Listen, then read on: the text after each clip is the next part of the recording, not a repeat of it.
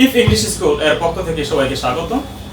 আজ আমরা অফেন এর ব্যবহার শিখব, অর্থাৎ অফেন শব্দটি দিয়ে আমরা কিভাবে সিম্পল সেন্টেন্স গঠন করতে পারি।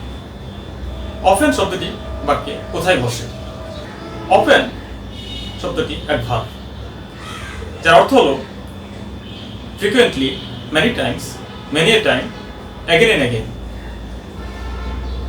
অফেন শব্দটির অপোজিট অর্থ হলো সেলডম অথবা রেয়ারলি।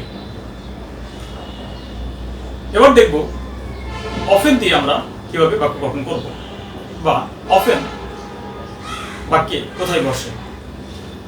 অফেন শব্দটি সাবজেক্ট এবং প্রিন্সিপাল ভার্বের মাঝখানে বসে। যেমন, হি often comes to our house, he often comes to me, he often disturbs me, he often gets angry, সে প্রায় রেগে যায়। he often comes to our house, সে প্রায়ই আমাদের বাসায় আসে। he often helps me in my study, সে প্রায়ই আমার পড়াশোনায় সহযোগিতা করে। he often gets angry, সে প্রায়ই রেগে যায়। কিন্তু বাক্যে যদি অক্সিলারি ভার্ব থাকে, তাহলে অফেন শব্দটি অক্সিলারি ভার্বের পরে বসিয়ে বাক্য গঠন করতে হবে।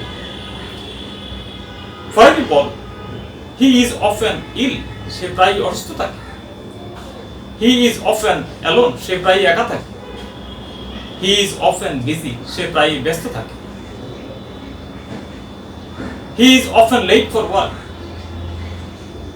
সে প্রায়ই কাজে দেরি করে আসে।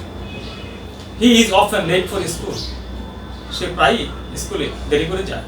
অফেন শব্দটি সেন্টেন্সের শেষে বসেও বাক্য গঠন করা যায়, অর্থাৎ at the end of the sentence we can use often.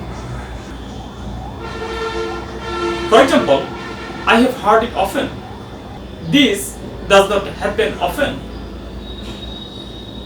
বন্ধুরা, আমরা শিখলাম কিভাবে অফেন দিয়ে বাক্য গঠন করা যায়।